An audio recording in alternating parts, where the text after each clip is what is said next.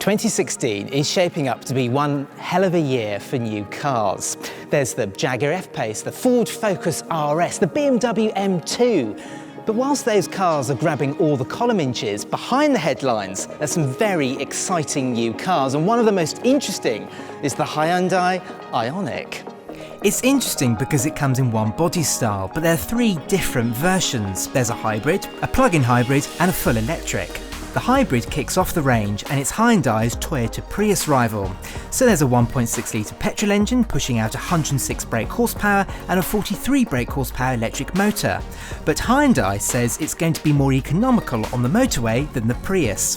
It should emit 79 grams per kilometre of CO2 when it launches in October.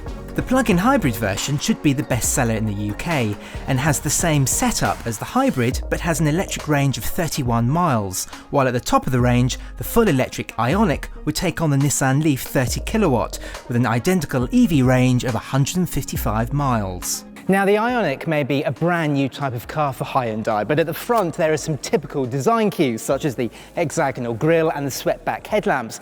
But elsewhere there is some really new and different design cues such as the coupe-like roofline around the back, an integrated rear spoiler like the type you find on the Honda Civic or in fact the new Toyota Prius. In fact, the Prius is a very good point because in my opinion the whole car looks a little bit like the previous Toyota Prius, but that's probably something Hyundai don't want me to say. Elsewhere, on the inside, it all gets a little bit better. There's some really good news.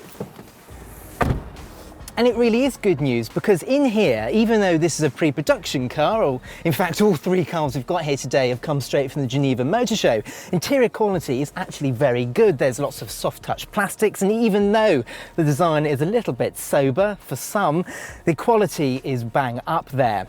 It's also full of technology. We've got a 7-inch display here for your TFT dials. There's an 8-inch infotainment screen, and this car also has Apple CarPlay and Android Auto capabilities. But the really big news is to be found down here because this is not a CVT transmission like you get in the Toyota Prius. It's a dual clutch automatic, and that's been designed primarily to make the IONIQ more fun to drive. The addition of a 6-speed dual clutch automatic gearbox rather than CVT has really improved the driving experience. A quick test drive early this year showed the box shifted gears smoothly and much more quietly than the CVT found in the Prius. In the back, it's a tale of two halves. You see the doors open nice and wide, and there is a good amount of knee room. There's even space for 5 at a push. But what's not quite so good is the fact there isn't much headroom in here. Now, if I sit bolt upright, my head is brushing against the ceiling.